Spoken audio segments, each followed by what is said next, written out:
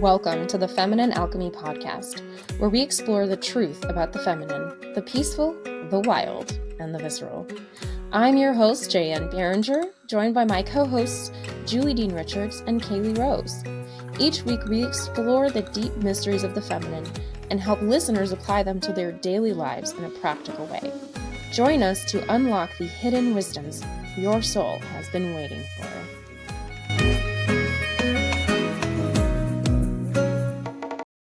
Hello, and welcome to another episode of Feminine Alchemy. I'm Jaye Anne, and Julie is here. Say hi, Julie. Hello. Today, this is sort of a part 2 of our herbalism conversation, and it's about more than just healing with herbs, but how do you make your whole life just richer and slower and more present? And how do we live sustainably without totally being, well, I don't mind being a super weirdo, but some people might not want to be a total super weirdo. So why should we do any of this? That's what we're going to get into today. It's going to be so fun. So, Julie, what's going on in your life, though? Yeah, part of the reason we started talking about this topic, which often happens, especially if it's just me and Jaye Anne, when we're talking, we're like, what should we talk about when we just talk about our lives? And all of a sudden, this new topic, even though we have a sheet with so many topics on it, we'll be like, this is the topic. We need to talk about it right now. In my life, as many people have known, in the past year, I have moved from living in a tent to living in a 19-foot trailer to now we're going to live in a tiny house. So I have gone from the very bottom rung, I guess, of living in a living situation and what is that like and living almost totally outside to now coming back into more of modern convenience, but that is a little bit more sustainable. And I want to start by saying I never thought I would live in a tiny house ever in my whole life. People would be like, oh, sustainability. And, we don't need that much room. And I'd be like, what are you talking about? I want to build a mansion. I love my house. I can't imagine having less room. I have too many kids for that. But through this journey, I had just noticed now, doing this crazy thing and traveling with my kids, I've noticed, wow, you only need the space that you think that you need, if that makes sense. And so going back and starting from the beginning has showed me so many places in my life where I have been living in a more unsustainable way. We talked about this a little bit in our Making Sacred Spaces episode, but about how we're really good at putting fake stuff in our houses and our lives and bringing in all of these things. I have realized through this process and through my burnout, and I want to go slower. I want to not just live sustainably because it's good for the environment, but also because it's good for me. It's good for me, it's good for my family, it's good for slowing down and for being more present and more feminine and being able to live in this way that allows me to be mindful. And so we've talked a little bit about that before, and in this episode I think we kind of want to delve deeper into that. So is that good, Jan? What are your thoughts about sustainability? I love this. I love this. It reminds me of not necessarily the same journey you went through, but I went through something similar when I was going through all of this questions of how do I eat for my body and have sustainable lifestyle? And this seems like it's in conflict because I can tell my body needs meat, and all of the experts are saying meat kills the environment and I'm the very worst, and so my existence is unsustainable and unacceptable. That was the core issue.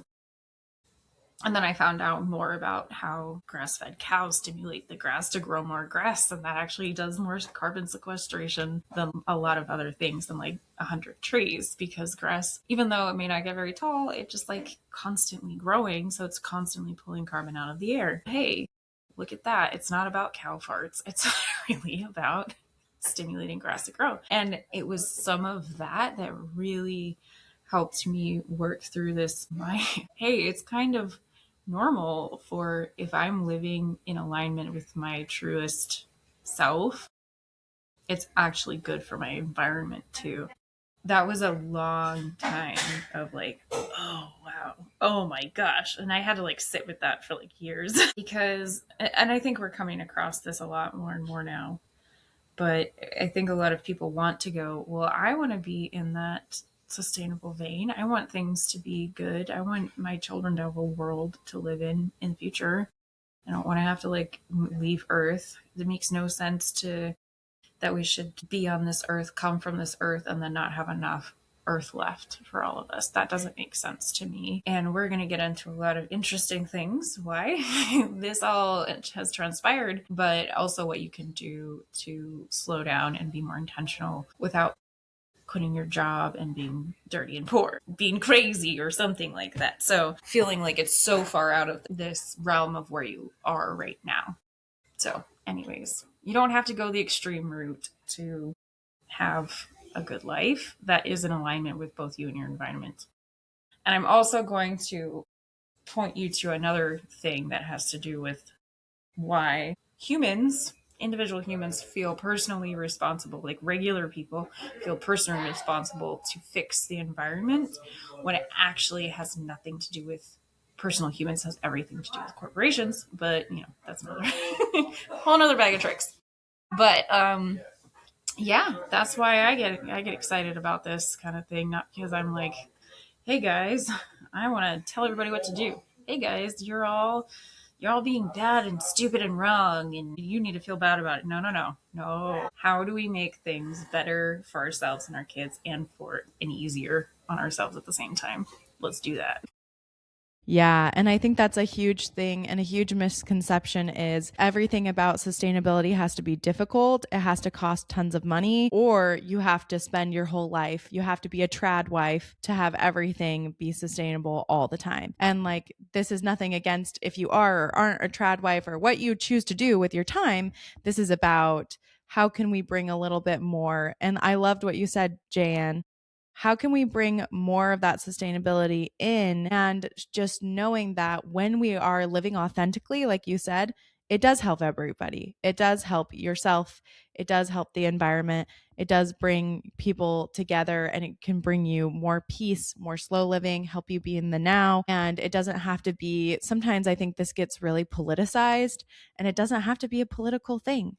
It doesn't have to be about that at all. And I think this can be one of the places where both sides agree. And I've seen that from different angles. We can come together and everybody loves the earth and everyone wants an easier life. And I think most people would like to integrate more mindfulness into their lives. So I'm excited to get started. We were just like chatting about a video I watched and this came up and we're like, yes, this is the time. And with thinking about the move into the tiny house and what it's been like and reflecting on our journey, we're like, okay, everyone needs to know this. So let's get started. I love it. Okay, so we kind of talked about what does sustainable mean to you. Let's go ahead and just deeply define it. What is sustainability? What is slow living? What is all that? What is that? Why? And why? Yeah. So to me, slow living is this concept of like, you don't have to be rushed all the time. You don't have to do. You can live in the now. You can spend your time doing things that are focused on what you actually want to focus on, that are more focused on mindfulness. And that is like having soft mornings, like gentle mornings, like getting up when you want to get up. It doesn't have to be at the peak of dawn if you don't want it to be, but most of us live in this life where we have to rush, we have to get our, everyone to school, we have to get ourselves to work, we have to get going. And because we have to do, we become really reliant on things like a really fast meal. Now we have to buy these convenient meals and we have to do these, frozen meals, or we have to depend on fast food, or we have to do all those things. Slow living is also intentional living to me. So circumventing some of that, you can still have a busy life and practice slow living, which to me is just mindful living. So putting intention into what you're doing, trying to live a life where you reuse things and use things with a purpose. So that's where the sustainability comes in for me. Sustainability is making your life something that you can continue to do without having to either break down and burn out, or continually buy tons and tons of products, or continually, be in a basically a consumer mindset for your whole life and constantly consume, consume, consume, but that you live your life in such a way that, like our great grandparents did, where things have double purposes and you can make things last long, and you use things that are durable, and you can, create a life that it's not always at zero. You're not always, things are not always falling apart. Hopefully that's helpful. Absolutely.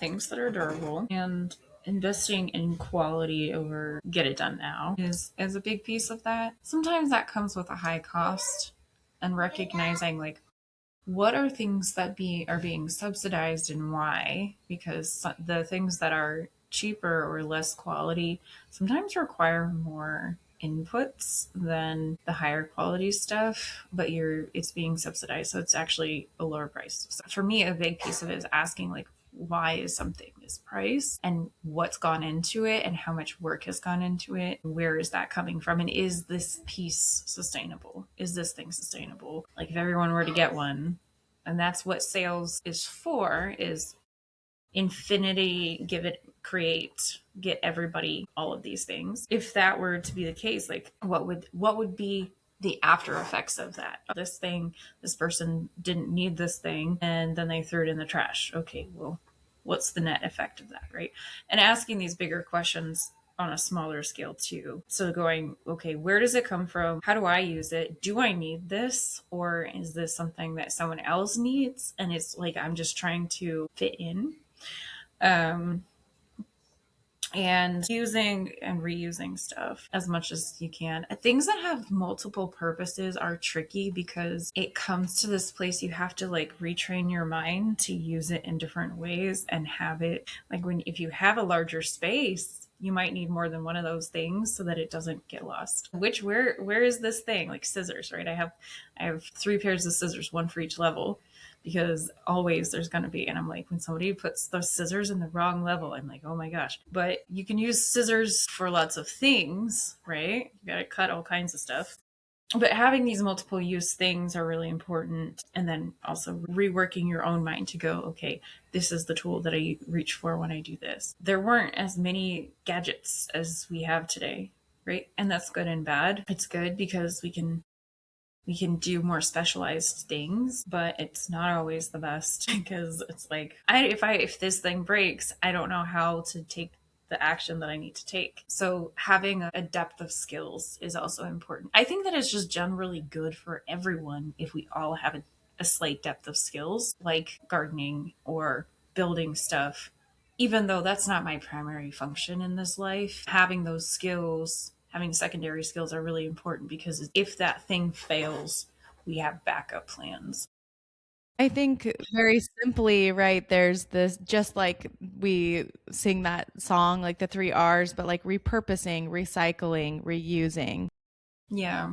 Renew, reuse, recycle is all part of sustainability. And I was also going to say, also talking, speaking of money, like it's also about having a sustainable budget too. Like it allows you some of these things, like you said, like sometimes the quality is more expensive up front, but the way that it lasts or how you can use it will actually make your life easier and cheaper in the long run, and allows you to continue living a lifestyle that is happy and good for you, like an authentic lifestyle without pushing always beyond your means.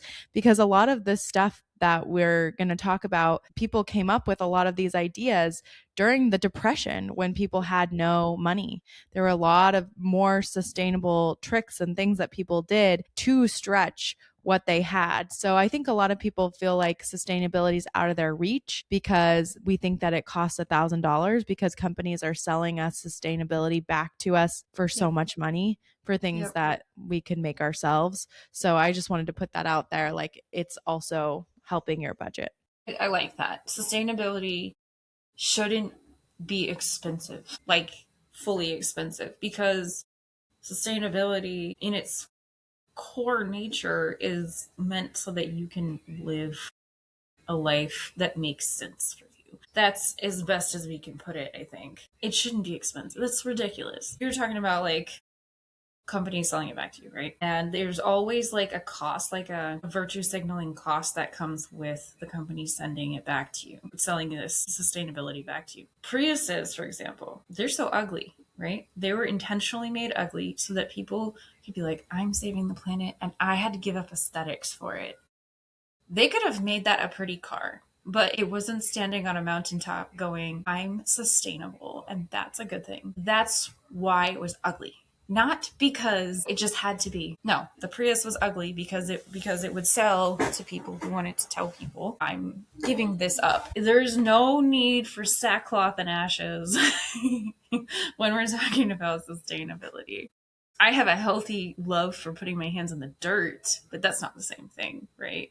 It's just not the same thing. But using things and being able to reuse things, including like water, right? There's this terror of water shortages across the country because of data centers and all of that, which is another totally different argument that a good friend of mine wrote a fantastic article on that I will probably link in the show notes if you're curious about that kind of thing. But it talks about data centers and sustainability and water and electricity use and how things have been intentionally misquoted to make us feel bad for being human consumers rather than corporate consumers. They're not they're like pointing at the humans like, oh, you're doing too much generative AI and it's all your fault that Georgia's water prices are so high. Nope, that's not how that works. Anyways, that's my tangent. You want to reuse water, that's an option. You can reuse some parts of water. Julie, I'm sure you, as someone who's lived in an RV, you're like, I need to make sure all my water counts because it's annoying or expensive or both for you to get water, right? Yes, not just water, but also the food because we don't have a big refrigerator. We have a very small refrigerator. And so everything that we buy, we have to eat and we have to eat up. And I realized how much we were not wasting, how we were wasting so much food when we lived in a regular house and we had a regular refrigerator because we all know this. The food gets lost in the back. You've saved something and you forget that it's there and it wilts and it dies and it molds. And then you clean out the fridge and you're like, this is where this is gone. Oh my gosh. Or you have to throw away these bananas because you forgot about them, whatever it is. And in this lifestyle, you couldn't forget about anything because you only have like 1 cubic foot of space where you have food. There's only so much. And so everything continues to get used. And water is that way too. There's only so much hot water. I mean, you can turn on your hot water heater and like it heats up, but it only heats up so much, in that amount of time. How long are you willing to wait? And how much water can you use? We really had to conserve it when we don't have water because lots of people don't know this, but when you live in an RV, you have to have special hookups. Your house always has water and electricity and all the things that you need. But in an RV, we might go to a campsite where they don't have any potable water. So we have no water. So we have to conserve all the water in our tank. And actually, Moth, my husband, is like, he is totally on that all the time. He's always the one who's like, don't wash your dishes. Like, don't use all that water for washing the dishes. Put it in the pot and then we'll use that water later to wash the dishes. And like, he's just always like, don't waste water. So we have noticed how much water that we're using and wasting over time. And that was a big reality check for me because I didn't have to think about it before. I didn't realize. And, the average American household uses over 80 gallons of water a day. That's normal for people. And if you have bigger families who shower, if you shower every day, you are using even more water than that. And I did just want to make one tiny comment about the data center thing because I have been wanting to talk about this forever and how the water being used up by the data centers is such a Neptune and Aries thing. Like, what a Neptune and Aries thing to happen, like all this water evaporating. Okay, I just wanted to save that and pocket it for later because when we talk about astrology again, I'm going to bring it out of my pocket. Look, we can do it now. I'm not going to lie, we can do it now. But it is, right? Like, isn't that such a Neptune being water, Neptune and Aries, data centers gobbling up water left and right? Anyway, that's all I have to say about that for now. So funny. It's And so funny. Saturn, Neptune conjunct Saturn, restriction, government restriction, or big corporations taking and restricting people's water with the data centers. Anyway, it's also going to be a big problem in Florida where I am now, too. So, Well, and sustainability. where I live in Virginia is like ground zero for data centers. Where I grew up is like the data center capital of the world. Virginia has the most data centers of any state, even California. So it's like hot topic right now. And in my particular county, they're like considering getting some. And so everybody is like, I went to a, this was really funny. I went to a local, just the county government was having like a little get together to kind of go, this is the deal, this is what we know. They invited the water and electric companies, and everyone was super angry, super angry. I had never seen a mob of people before, but I saw a mob of people that night. And they are very highly concerned, and rightly so, about sustainability.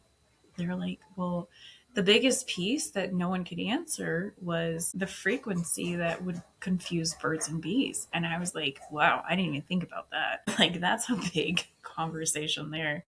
Yeah, well, because people don't believe that birds and bees work on frequencies for some reason, but they do. The bees, Especially bees, their wings are like a frequency generator.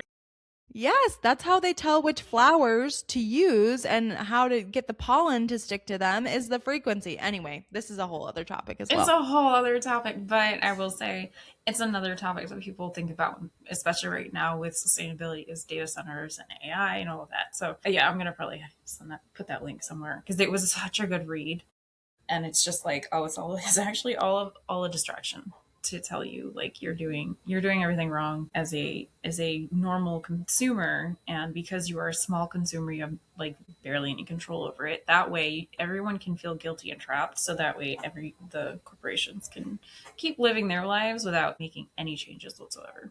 And that is a huge theme for sustainability and why all of our sustainable practices have gone away is corporations, corporate structure. So, should we get into that part, Jayan? That's exactly where I was going. Do it. All right. So, we think back to our great grandmothers and what they were doing and how many practices that they had that were really sustainable, sewing and putting things together and how they cooked. And then all of a sudden we have, better living through chemistry comes through. We have in the 1940s and 50s that where we're having all of these companies pop up because we're getting new technology, especially after World War II. And these new technologies want to sell their products. And because they want to sell their products, we have to stop doing the sustainable things, the things that we were doing, the practices that don't give them any money so that we will buy their product. One small example of this, well, we can give many more, but one small example of this is that everybody used to have an ice box in their house, and they often people had root cellars. So you would get a cube of ice and you would pack your ice box with newspaper on the sides, and that would be enough. You could keep that ice alive with that newspaper insulation for almost a week, and the ice cost like 10 cents or something. It was much cheaper to put that in, and that's how you keep things cold. Or you'd have your root cellar, which is dug into the ground, and it keeps that temperature really nice all year round. And that's where you would keep and store your cold stuff. But once the refrigerator came around, people stopped learning how to dig out root cellars. They stopped doing that, and they told people, don't use ice. Ice melts. Ice is, using this ice box is going to make your food go bad quicker. You need a refrigerator. Everybody buy the refrigerator. And now we all have refrigerators, which are very convenient. But if the power goes out, what happens to your food? Your food goes away. A lot of people, I've lost tons of food from my refrigerator, going out at one time or another. I think most people have. And so then we have to buy new ones and more and more. And that's just one tiny example. But do you want to keep going, Jayan, with some thoughts on that? Yeah, so things like there are a lot of the gardens in general. People just stopped gardening. They just stopped because you can get fresh produce from the grocery store. And what we don't realize is that the grocery store is only 3 days away from being empty at any given moment. All of them. As much it baffles me every time I walk into a grocery store and you can see like piles of fresh produce. And there's what, 5, 6 grocery stores in my town. multiplied by however many towns. It's just like shocking to me that we have this much fresh fruit all the time, day, every day.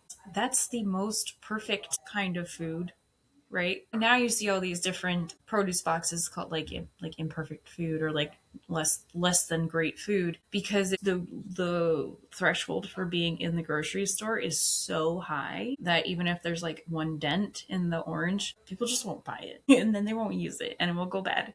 So they don't even allow it in the grocery stores. That's why there's all these like seconds, is what they call it, produce markets. So the quantity of food that's perfect that goes in, there's probably twice as much that's not good enough to get in the grocery store. We have so much food in this country, like so much. It baffles me. We don't know where all that other food is, like the seconds. The seconds tend to be canned and stuff like that. If all that production were to slow or go away, all of a sudden, for whatever reason, what do? Right?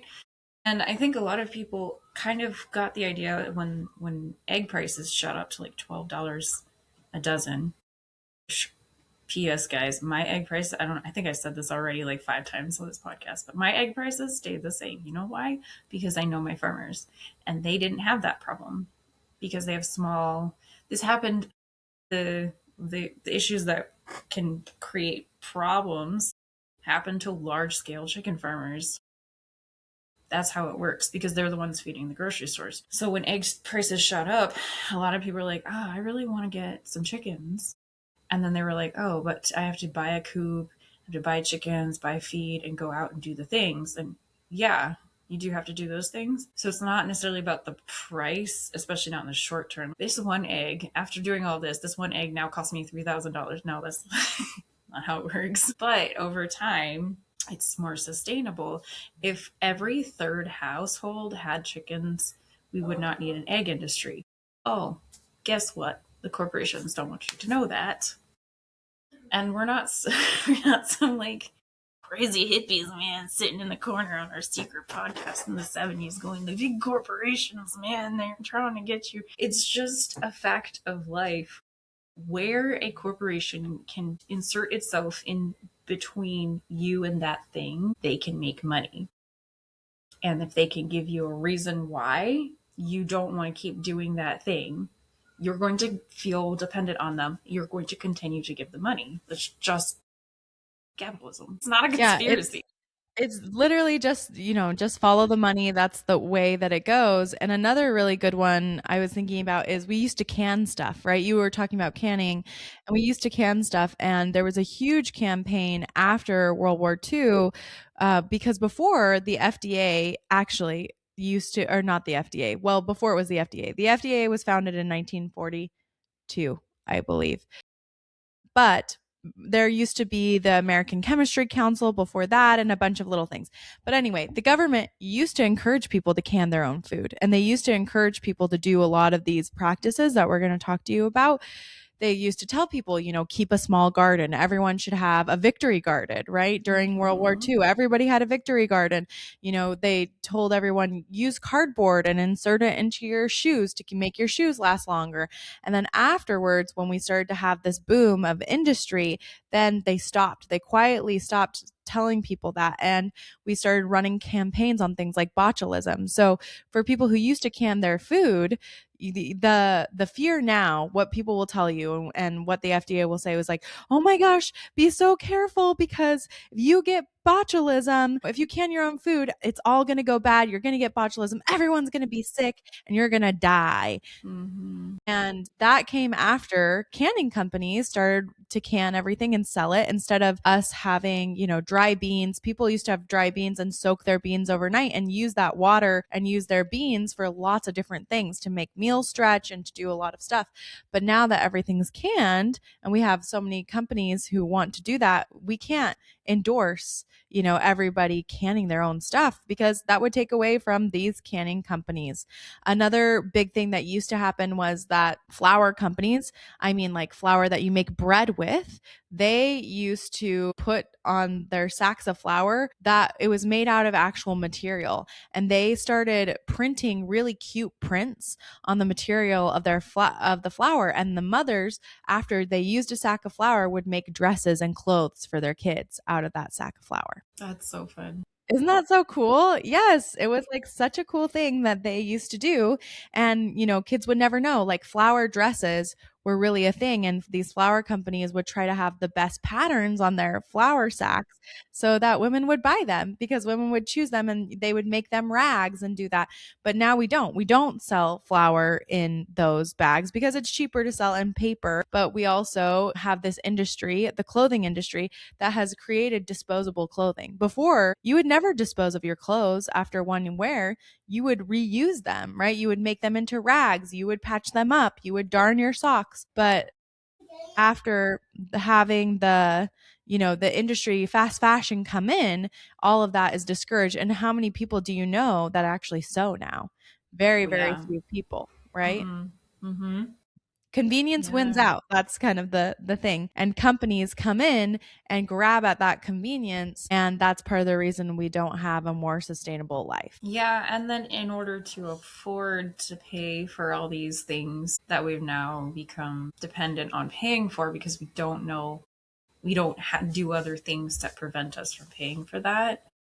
We have to go, everybody has to have a job. Everybody has to go and work for these corporations. And there we are. Like we're all about, yeah, okay, we want these companies to grow because I want my paycheck to get bigger so I can buy, it's inherently unsustainable, and it's causes a lot of burnout in people in general. But that's why also we're talking about this, because environmental stability and personal stability and burnout are all connected. 100%. And I could definitely go into now, right now that everybody has to work, right? Every kid has to go to school. Also, not that all schools are bad. That's not what I'm saying, jumping on this train, but it does make it so that we are more apt to never have one parent home. Both parents have got to work, and that causes more burnout because there's no like way to stay. There's no being able to have someone who's there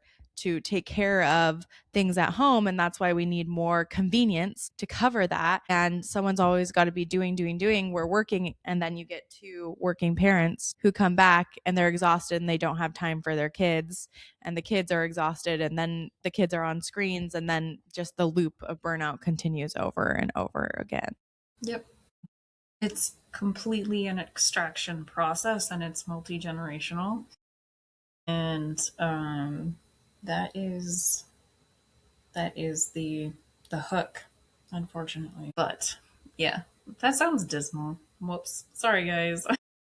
We'll make it a little easier in a second. But we need to understand, like, how did we get here?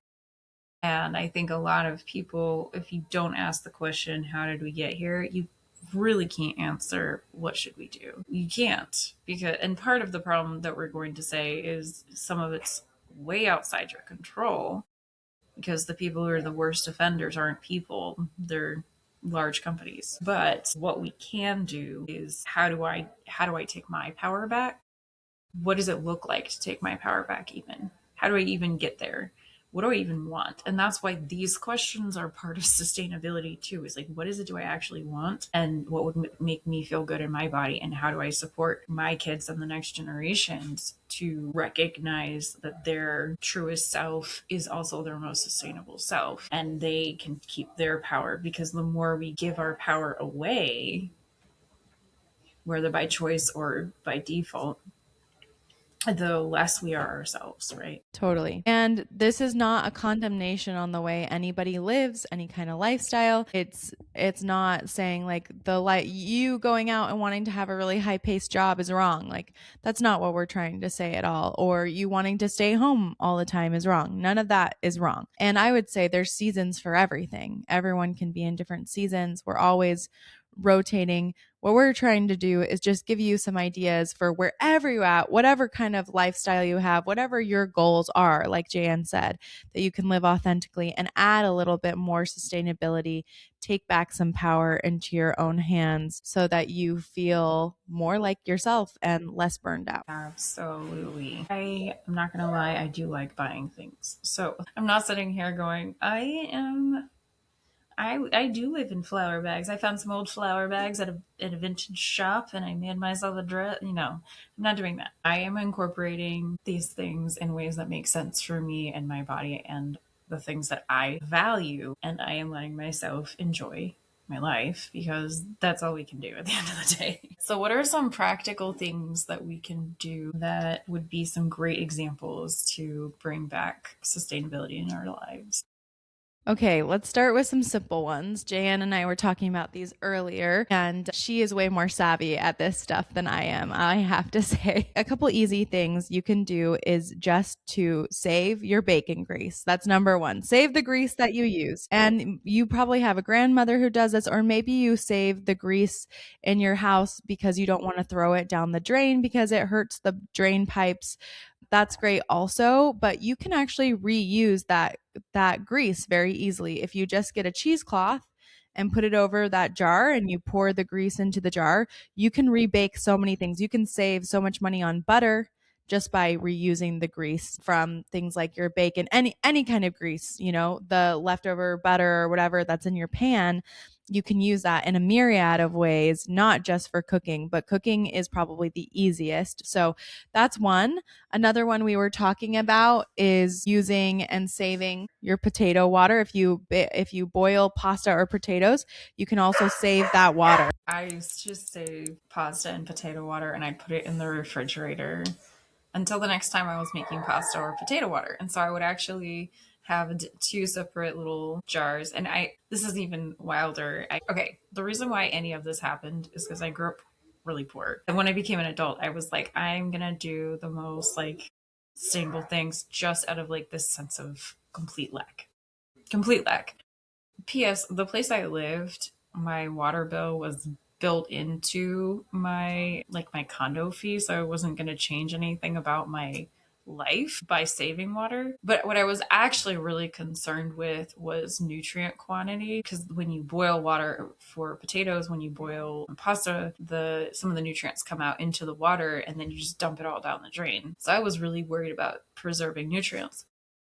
And so I had two jars, one for pasta water, one for potato water. And I didn't even, I could not even bring myself to purchase like ball jars. I used old spaghetti sauce jars, saved all of this water in.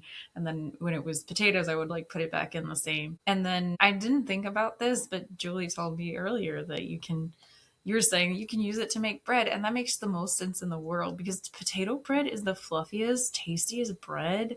And if you can just like a little bit of that into the bread, like some potato water, genius. I love this idea. I love this plan. The yeast eats it, right? Or if you want to do sourdough, that sourdough starter will eat it faster. And so the bread will rise faster, but like you said, it makes it thicker, makes it fluffier. It's adding the extra nutrients from the potato skins and things like that. So it's a really easy way to get more nutrients and to get more delicious bread also.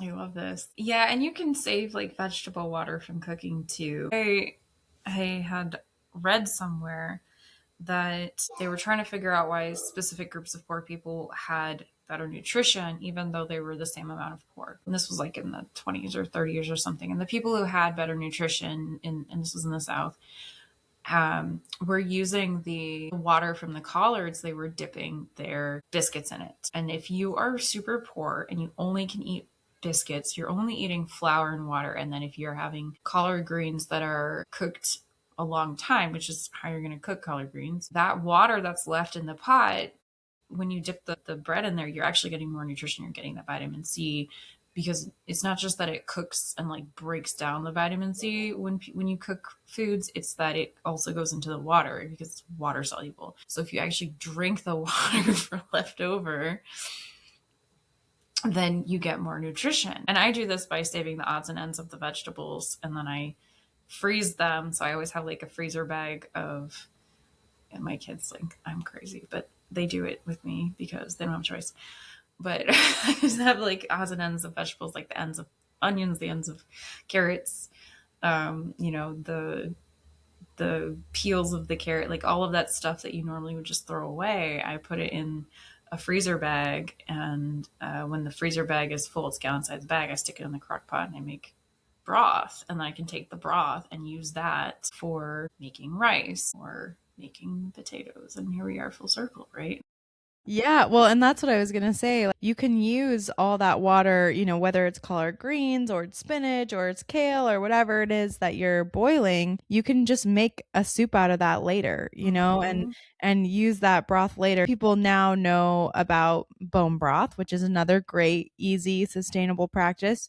Anytime you have bones, I think a lot of us feel like, well, it has to be soup bones. Like I have to go buy soup bones to make bone broth, which is not true at all. You can use the water that you had from the vegetables and you just collect any bones that you have, whatever meat you have. If you eat a chicken, like a rotisserie chicken, just throw it in there and you will get nutrition. I know people are going to be like, rotisserie chicken isn't good for you and those chickens aren't raised well, blah, blah, blah, blah, blah. But there's still going to be nutrients and collagen to be Yep. extracted from They those still have bones. to have calcium in their bones. They still have to have all that, whatever. I take the bones from rotisserie chicken. I take the bones from wings. I put it all in its own freezer chicken bag. And then when that's full, I make a chicken broth. I have beef, I have pork, I have chicken, and sometimes I have a lamb bag. I keep it all. I have one for. I kind of have a whole freezer just bones. I'm a little weird. Okay. But that's the thing is it's not weird, and you can also use those bones, like those can be ground up and you can put them in your yard to help your garden grow.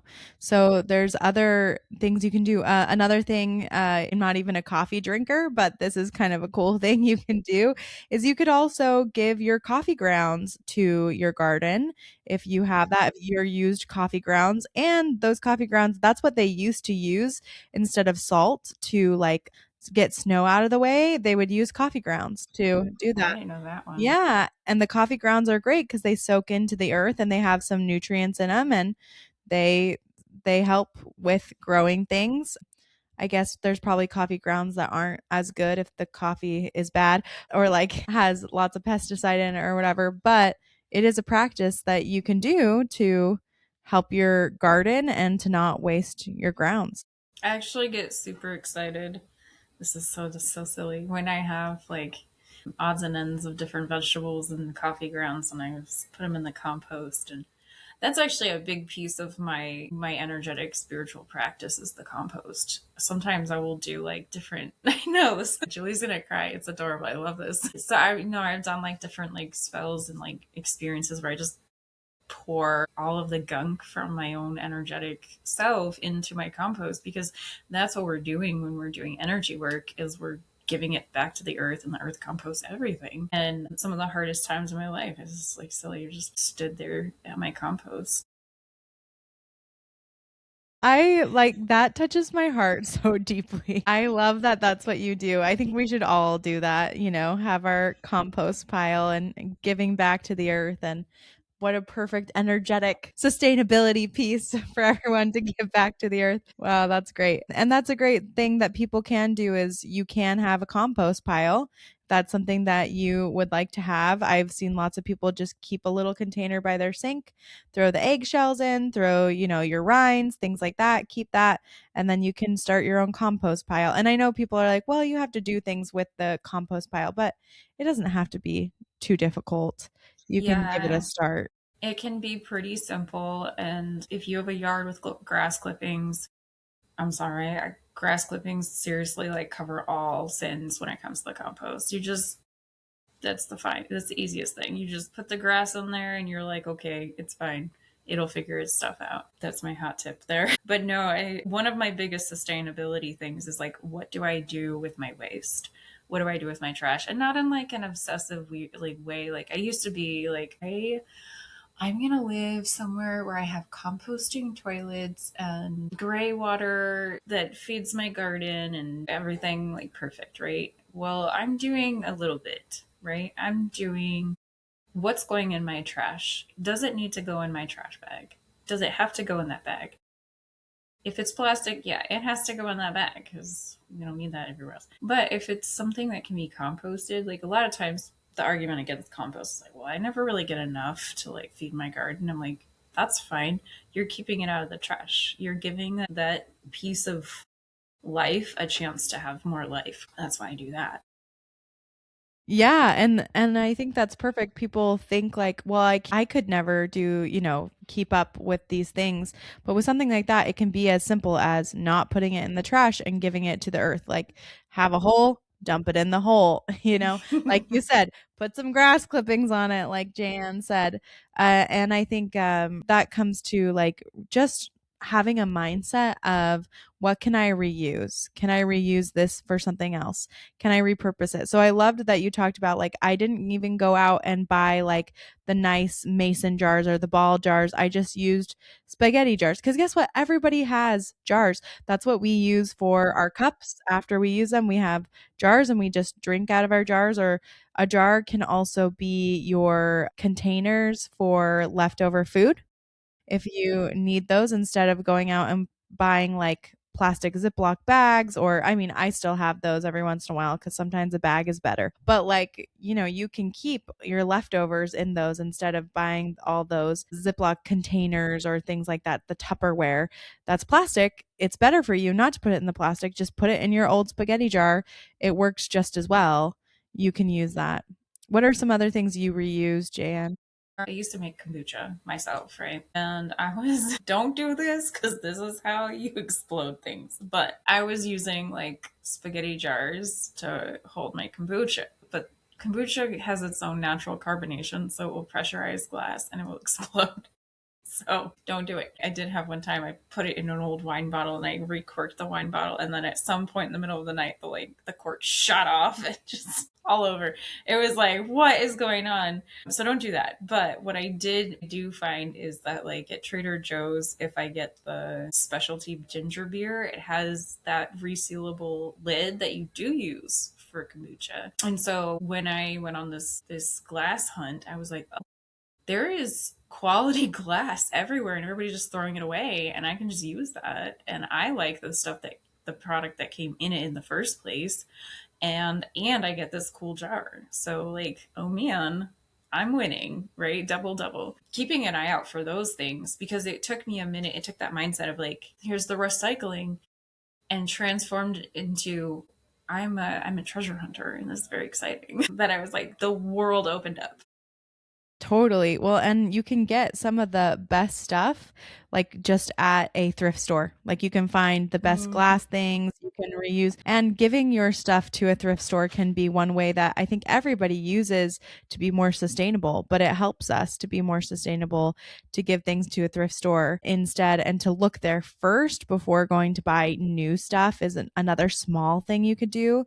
One thing that you can do if you want to save energy, which is one that we don't think of often, but I just learned, is instead of having a crock pot plugged in all the time or plugging in your Instapot, you can take any hot pot that you want to keep cooking, and you can get just a regular cardboard box, get some towels or some old newspaper, and put the pot in that box of towels and newspaper, and it'll keep that mm. pot simmering for a long time afterwards. And so then, which is actually really nice and more convenient sometimes, because then you can just go put it somewhere else instead of having it on your counter. You can clear counter space if you're like making a big meal. If it's really hot like that, it'll stay and it'll simmer and it'll work exactly like a slow cooker would That's for you. cool. I didn't Yeah. know that one. That's a good Yeah. one. And if you don't have a slow cooker, that's a good one for you because we don't always have to go buy a new product. We think that we always need a new product, but we buy all these myriad of products when like there are a couple things that'll replace tons of products and there's stuff we already have. So one of the things I wanted to say was baking soda and vinegar. Yeah. Yep. They can replace almost everything. Like There was a study that came out where they tested vinegar against like the best antiseptics, and vinegar performs just as well. It gets rid of Wow. 99% of the bacteria. It does a great job. So all you got to do is mix that vinegar with some water, and that's what people used to use for everything. Like you can use it to clean your counters. You can also use it to unclog your sink or your disposal to get rid of grease that's gone down your pipes. You can use it to soften your clothing, so you can put it in with your clothes as a clothing softener instead of using that. You can use it and drink it before meals. Of course, apple cider vinegar, it's all the rage to get those enzymes, but just use some vinegar before you eat meals. It'll help you digest stuff better. You can soak things in it that are rusty, or like if you want to clean things, like it's an incredible cleaner. Baking soda is the same way. You can use, if you do end up having like indigestion, you can use baking soda for that. You can use baking soda for a cleaner. You can also put that in your laundry as well. Like those two things can replace pretty much most of the cleaners in your house. So, great way to be sustainable. Absolutely. And we're talking about multi-purpose, multi-use things. That is one that you can even eat, which is not a common thing, right? It's so interesting that you can baking soda and vinegar will do so many things for you. But instead, we have like a million products, right? Like you can even use vinegar to rinse out your hair if you need to. Like if you don't have shampoo, use a little bit of vinegar. It will clean things out for you. Baking soda can help you with burns. It can help you with tons of things. And that's another thing that is really easy to reuse as well is honey. The Yep. USDA used to encourage people to use honey on cuts and burns and things like that. And then all of a sudden, after we got all these more advanced medical techniques, they started telling people, oh no, that's bad for you. Don't do it. But now there's medical grade honey. They are using it in the doctor's office because honey was useful all along. And as far as cough syrups and things like that go, honey works perfectly as a great cough syrup. Oh, Just some yeah. honey and some lemon, put that in, it will help you, and it outperforms most cough syrups on the market.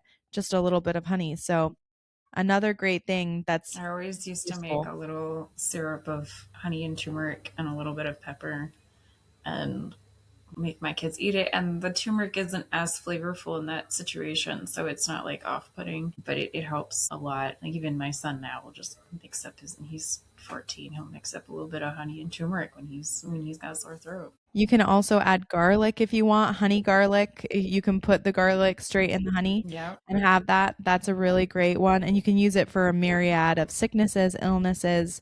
Super easy. It can replace tons of other of this advanced stuff, or even tinctures. Like I'm a tincture queen and I will buy so many tinctures, but there are some basics that will cover most everything. And that is one of them. Absolutely. I love it. I love it. Honey is a versatile one. Coconut oil is another versatile one.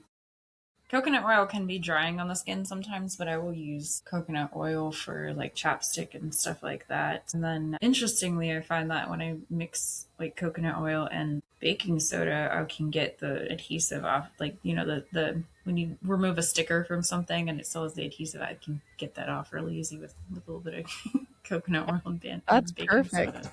That's so great. That's awesome. Yeah, we kind of wanted to touch on foraging and like things in your backyard. Do you want to talk about that? Yeah, so whenever there's a natural disaster, there's always this thing, there's a secondary effect of people are hungry because, like we said before, grocery stores are only going to have 3 days worth of food. They're not going to have continuous trucking in, and the food in there is going to go bad because the power went out, right? Those kinds of things happen. And there are times where I've seen commentary on the news story afterwards, and you've got this conversation with this person like, yeah, we're starving. We've got a lot going on. Oh my goodness, it's really upsetting. And in the background is a forest where you can visibly see plants that contain food. And it's not the person's fault that they're hungry because they were not taught this. And there's a specific reason why they were not taught this. We don't know how to forage well because we were specifically deterred from foraging. There are a lot of laws against foraging, especially foraging of national parks. This is specifically, I mean, this is where I'm going to get on my conspiracy theory soapbox, but it really has to do with capitalism. This was specifically to prevent indigenous people from being alive, first of all, also escaped slaves from being okay. There's a lot of laws where you can't forage just because racism mostly. Step one, that's the problem. But also because even like white poor people, they didn't want them to be okay either. So it's a really, really big class issue of anti foraging laws.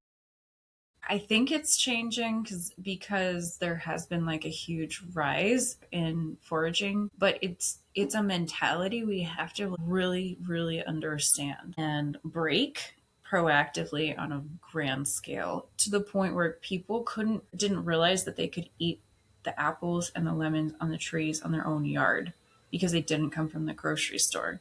It looks the same. Why do you think you can't eat it? Because it hasn't been sanitized or processed? Well, now we have a different conversation, first of all. And when you actually forage locally and do it well, you're going to improve the plant life population and you're going to improve your own body because there's no distance for the nutrients to drive to get to you. There's going to be more nutrient density where you live than where you don't live because you can't see that farm. When they farm things, the nutrient density decreases over time. If you're foraging in a forest or in your own backyard, you're likely to have so much more nutrient density in that thing that you're consuming. So it's a powerful way to be able to remove yourself from that need. And in big large scale disasters, like I mentioned before, sometimes we need to be able to eat without going to the grocery store. How are we going to do that? We just have to learn, we have to learn our plants. That's why it's a skill. It requires a little bit of time and a little skill, but there are a few things that you will readily recognize.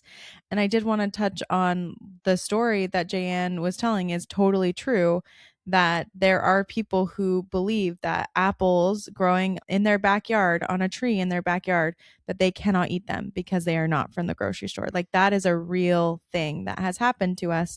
Now, even if it seems ridiculous to some of us, there are really people who live that way. And so we've got to kind of break that cycle. And we can do that by just looking around what is in our communities, what's there that we could have. The easiest one for people to recognize that they may not know that they recognize is going to be dandelion greens. Super easy to recognize. Besides fruits Mm-hmm. and vegetables that we already know, if you see an apple tree, you're going to recognize the apple tree. Dandelion greens grow everywhere. They're ubiquitous. You can get them in your own backyard. They are a free source of food. That's something that people during the Depression era used to eat all the time because it was free. And they are really, really nutrient dense. They're very good for you. And the roots of them are very good for your liver and making tea. So you can go and cut dandelions and you can eat them from your backyard. And when you rip them by the root because you don't want them in your yard with your fun lawn, yeah, you can eat them. It's a food. Yeah, You don't have to just kill them with chemicals. exactly. That's the thing. The one thing to watch out for is, do you spray pesticides? Because if you Yeah, do, just being watchful, you're going to get those pesticides, especially herbicides too. especially herbicides. And, of course, wash them when you use them Yes. as well. So With be dandelions mindful. too, you got to kind of cook them 3 times to get some of that bitterness out of them. Or they end up Yes. you take a bite and you're like, oh, what did I get into?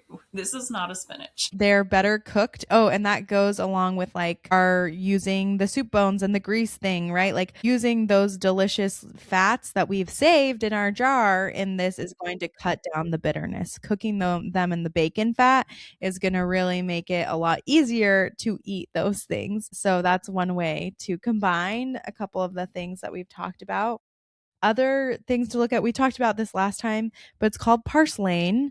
Please look it up. Purslane is so tasty. It's It delicious. is like tart and it is not gross tasting, but it looks like some kind of Dr. Seuss plant. It's so fun. It's so fun. It's like a little succulent. It looks like tiny little succulents that like come out of the ground. It grows everywhere. Again, Yep. ubiquitous all over the United States, all over the world, basically. You can look it up, use like a little plant identifier app if you want to, but you can literally eat that out of your backyard if you need to. Parslane's there. It's huge, omega-3 rich and heavy, tons of nutrients in those bad boys. Parslane Yeah. is a great thing to have in your backyard. other Wild things? plants in general usually tend to have higher nutrients in them because that is how they survive. Right? They don't have a farmer looking after them going, "Okay, you okay? Are you okay?" They don't you need more nutrients to be able to survive like that. So that's why they just have natural nutrient density. Another one that is common is lamb's quarters. I always pull it out of my garden because it's a weed. But the leaves actually have a similar nutrient profile to spinach. And again, it's another one you want to cook because lamb's quarters can be high in oxalates. So that's the one that people are like, oh, I have kidney issues. Okay, that's not one for you. But spinach is also high in oxalates. So that's like another thing to be mindful of. If your doctor told you not to eat spinach, don't eat the lamb's quarters either. But I will put it in like a smoothie or whatever, and it's just like spinach. It's milder flavor too. Those are great examples. Of course, there's going to be a myriad of mushrooms. Mushrooms can be scarier for people Yeah. to harvest because they can look alike, and there are ones that are more poisonous. So, being really cautious, that's something that you'll have to get someone who knows what they're doing a little bit more to teach you what are the mushrooms in your area, which ones are good, which ones are not. Always using an identifier app, but they are food that is out there for us if we know how to choose and pick the right ones for us. Any other ones you want to mention as far as harvesting? Oh, pine. I was going to talk about a little bit. Yeah, pine. Pine's a fun one because you get those pine needles, you can make like a soda out of them. Yes, and they're super, super high in vitamin C. So they're really great if you've got a cold or something like that. Pine, and most people can readily identify pine. That one is easy to identify. Even like rose hips, those are usually easily identifiable. I mean, if you've bought roses from the store, depending on the store, it's not going to be what you maybe want. But if you've got some good hardy ones, those are really high in vitamin C also. And easier to identify. Anything else you want to touch on? Yeah, a lot. The tips of when in the spring, if you are looking for protein, the tips of the pine, I think it's pine branches, have actually a lot of protein in them. And then I like wild grape. Wild grapes, like the tendrils in the spring, they're also very tart, and you can just eat those. They're very good. And juniper in the fall, you get a lot of juniper. The berries, they are just so fragrant, and they add a lot to meat dishes, especially. But you can make it in a tea or do a simmer pot. Wild sustainability in your cup. I love that. I love those. I There was another one I was thinking about that we often overlook. Wild onion. Wild onion and wild garlic. Mm, They rapidly lots of places. If you've looked at the green part of garlic or the green part of an onion, it looks like a green onion because it yep. is a green onion, Yep. and you can smell it and it'll smell like onion. And those I have used and eaten, and they grow everywhere. A lot of people try to get rid of them because they become invasive, but there's that. And sometimes wild mint will grow in certain places as well. So just knowing that, or even like lavenders, these are going to be more things people plant, but you will find those wild grasses like the wild garlic or wild onion. You'll find those, and sometimes you'll find sour grass. Have you ever had sour grass before? Mm-mm. Well, it tastes exactly what it sounds like. It tastes like sour grass, but it's all edible, and they have great properties for you as well. Also, wood sorrel, which looks like clovers, but it's not. It's not a clover, but it's the tiny little clovers that have these little seed pods. Seed pods are delightful. They're tart and tasty. If you don't know what any of these plants look like, please look them up. But it's just Yes. one tiny class away. Like there's often going to be someone in your area. We've talked about this before, who is a master gardener, who does do these things, or people online. It's pretty easy to find free resources to help you identify plants that you could harvest yourself, especially if you're in an emergency situation, like Jan was talking about. And it's kind of cool because if you've ever watched Alone, one of the Yeah. contestants, Nicole, she is super cool. She talked about how she was able to find over 122, I think, edible plants out where she was alone in the middle of nowhere, and survived off of those for a long time, which is really cool, even though she didn't have protein. I mean, she was like, man, I need to get some protein. I need to like get a fish or something like that, but it will help you a ton. The plants are there to help support you. Absolutely. But did you know there is a native fruit to Virginia and Appalachia that no one talks about, and it is tastes like a banana and a kiwi at the same time. It is a Ooh, tropical flavor fruit, and no one knows about. It's called pawpaw, and it's native. papa. Ooh, I didn't know that was native to that area. Wow. Find the pawpaw, people. It's delicious. It's so good. In August, that's when they fruit. In August, go for a little walk off the beaten path. I went to like a really like swanky, fancy area where I live, and I just walked off the path, and they look like these long Easter eggs. They're green, and they're just all over the forest floor. And I was like, oh, the riches! You have no idea, because nobody knows what these things are. They're so good. They have these huge flat seeds, which is also interesting in the middle. So the fruits in between them. Anyways, that's my little tidbit there. And this is why we said that this was going to be a part two of our herbalism. Yeah, it One, ended up being, yeah. we're like all the plants, everyone go learn the plants and eat them. But that is so cool. And I'm sure in lots of other areas of the country, you could find lots of indigenous native things that are where you are that you can eat. But hopefully that gives you kind of a taste for like, okay, there is food out there. There is a way to do some of these things. We've talked about some of the ways that hopefully are simple for people to be sustainable. Is there anything else we want to touch on in this category? No, I think it's probably a good time to point people to some resources, because this is not something you can just learn in an hour and just do it and be good at it. It takes practice, it takes screwing up, it takes all kinds of, learning and going, oh, this is what other people are doing and things like that. So, what are some books that have helped you understand any of this, or what are some resources you would like to share? Well, you and I both love Nourishing Traditions. That book is amazing for helping people, and we had Holistic Hilda on to talk about it. The Weston A. Price Foundation talks a lot about the sustainability and how to do things in a more sustainable way, ways you can make your own stuff. We didn't even talk about like making your own, laundry detergent or Yeah. dish soap, but all those things, they are simpler than you think. I started making my own deodorant before I found like a good deodorant that I like, and I did make it with baking soda. I know that can irritate some people's skin, but it does work. But they can be really simple. They're usually like 3 ingredients to make some of these things. And like we said, it doesn't have to take you forever. I know a lot of people are like, "Oh no, this would take me a long time," or like, "I can't fit this into my lifestyle." You don't have to do all these things. Just fit what you can into your lifestyle of what we said. Like everyone can save their glass jars. Everyone uses glass jars. Everyone can save and reuse a glass jar regardless of how busy you are. So just take what works for you. But the Weston A. Price Foundation, and particularly the book Nourishing Traditions, has a lot of information about how to do this. So that's one good resource.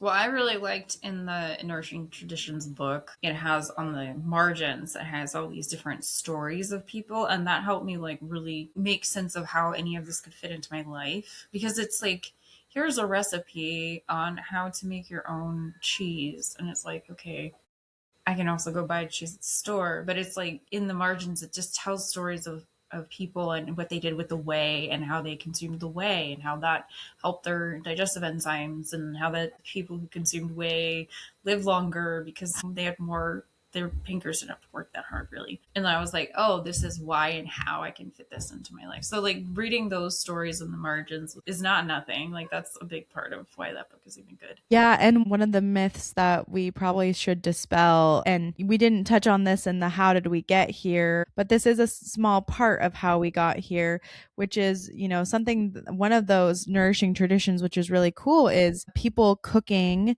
their liver in lard, cooking their liver in these specific fats, and how that actually now we know that that unlocks the nutrients of the Yeah. lard, the liver even more. And so, like I said about saving your fat in a jar and reusing it, some people might think, animal fats are bad for me.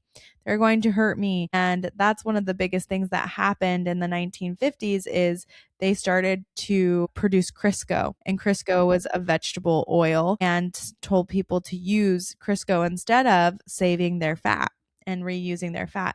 They started telling people, don't use animal fats. Animal fats are bad for you. And of course, you should do everything in moderation. However, animal fats are much better for you, in my opinion, than even vegetable oil is going to be for you, because vegetable oil, it's more about the chemical processes that we have to go through to get vegetable oil than the natural fat that we're going to use in things like butter or even lard. And so that's just one trick or tip, is that, things we cook together, saving that is not going to hurt you. You can replace butter with those fats and not have to worry too much about it. Right. And the mild aside here is a lot of the studies that were, quote, done on saturated fat and heart disease was actually done on the replacements and not on the original thing, which is kind of dumb. Yeah, that's kind of where that myth sort of came from. Not to say all 100% of vegetable oils are bad. It's these manipulated vegetable oils that are particularly bad. And Crisco is hydrogenated, which means they add enough hydrogens to the specific places, like little puzzle pieces, to make it a saturated fat. And so it's like, oh, saturated fat is bad for you. Well, Crisco is bad for you. Or that hydrogenation process is really bad for you. Yes, yes. People get really afraid of fat because of that. And like Jaye Anne said, those studies, when you look closer, you can see how they were manipulated. But of course, again, everything in moderation. We want to not have too much of one thing, whether that's fat, carbs, etc. But if you would like to learn more tips and tricks, there's a YouTube channel called Forgotten American Survival, and it has tons of tricks and tips that we had during the depression era, before the depression era, that families used to do, and they teach you how to do these. It's free, it's on YouTube, it's easy, and I will link it in the show notes for people to find. But that's just one source. I mean, there's a million homesteading YouTube channels that you can find, and people who do this. This was just one that is focused on tricks and tips for people, which are easier for people to understand, I think, and grasp. I think that one thing that we do need to say out loud is the tradwife trope is like a false narrative, because the perfectly like done up lady who's hand making cereal with like tiny balls of dough that I don't understand this. Okay, this is ridiculous. This is not actually, we're doing sustainability and I am putting on a show of things that I think you should care about. But I'm going to tell you right now, the reason she can even have this channel like this is because her husband makes a bunch of money, and that's why she's a trad wife, not because she's actually doing sustainable living. So let's put the trope on the shelf and just not deal with that, and come to like your reality of authenticity and call that what it is. Because when we start getting obsessed with labels and what we think about labels are, then we start to step into the conflict we're having with the label in the am I putting on a mask thing. No, that's not what we're talking about here. We're talking about what can you do in your real life that's like actually sustainable and will bring you some version of joy and a little bit of peace of mind. Like I'm also contributing to population stability. I'm also contributing to overall sustainability. I'm also contributing to making the world a better place while I'm doing this very authentic thing. Yes, and like don't feel like you have to put on those labels. And even if you are someone, let's say, who stays at home and primarily takes care of children and doesn't have like a job or whatever, that doesn't necessarily mean that you have to be a trad wife, or like we're telling you that you need. Yeah, that's not the same thing. Yes, it's not the same thing. And you don't have to do all of the things that we've said. Like Jaye Anne said, it's about taking what you can do and what works for you. Because something Jaye Anne and I have talked about, which we probably will do more on the show as kind of its own episode, is just because you're a trad wife doesn't mean you're feminine. It doesn't mean that you're in your feminine or doing things in a feminine way. And we don't want people to feel like because we're giving you, these ideas and these tips and these tricks or whatever, that you have to all of a sudden go into masculine mode and do, and get caught up in that loop and that cycle, and that it's not valuable unless you do that. No, no, no. That's not what this is about at all. This is just about finding a few things that work authentically for you. And slowing down is about coming into presence. That's it. It's not about what you're wearing. It's not about how authentic you appear to be to whatever authenticity you think is marketable. It's about coming into your feminine, is actually about slowing down and making conscious decisions on what it is you're trying to do and why. And that's it. Yeah, and creating, I think the feminine works very well when she has some stability, when things are reasonable, when she's not in burnout, Oh, right? yeah. Like when you can be open to receiving. Let's not forget that the feminine is about receiving. And when we slow down and we're in our presence and in a present state, then we can actually receive.